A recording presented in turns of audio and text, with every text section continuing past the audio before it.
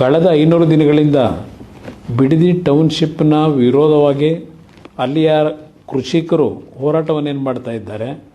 ಆ ಕೃಷಿಕರ ಹೋರಾಟದಲ್ಲಿ ಆ ಸ್ಥಳದ ಮಹಿಳೆಯರು ಹಲವಾರು ಹಿರಿಯರ ಒಂದು ಹೋರಾಟಕ್ಕೆ ನಿರಂತರವಾದಂಥ ಬೆಂಬಲವನ್ನು ಶಾಂತಿಯುತವಾಗಿ ನೀಡ್ತಾ ಇರತಕ್ಕಂಥದ್ದೇನಿದೆ.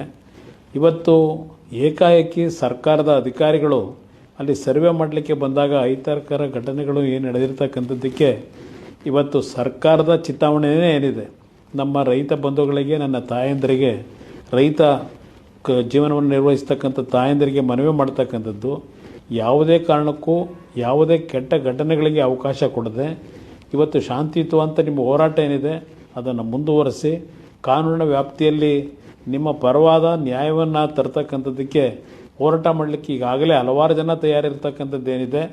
ಆ ಹಿನ್ನೆಲೆಯಲ್ಲಿ ನಿಮ್ಮ ಹೋರಾಟದಲ್ಲಿ ಯಾವುದೇ ರೀತಿಯ ಸರ್ಕಾರದ ದೌರ್ಜನ್ಯ ದುರ್ಬಳಕೆಗೆ ನಿಮ್ಮ ಶಾಂತಿಯುತ ಹೋರಾಟಕ್ಕೆ ಯಾವುದೇ ರೀತಿಯ ವಿರೋಧ ಆಗಬಹುದು ಅಂತಕ್ಕಂಥದ್ದು ನಾನು ಹೇಳಲಿಕ್ಕೆ ಬಯಸ್ತೀನಿ.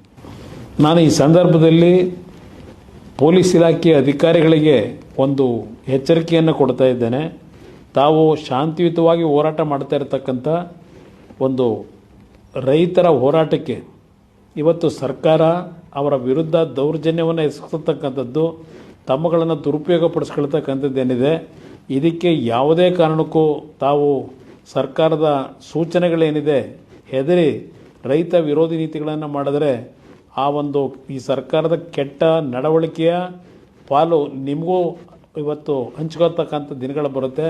ಅದರಿಂದ ಎಚ್ಚರಿಕೆಯಿಂದ ಇರಿ ಅಂತಕ್ಕಂಥದ್ದನ್ನು ಪೊಲೀಸ್ ಇಲಾಖೆ ಅಧಿಕಾರಿಗಳಿಗೆ ಹೇಳಲಿಕ್ಕೆ ಬಯಸ್ತಾ ಇದ್ದೇನೆ.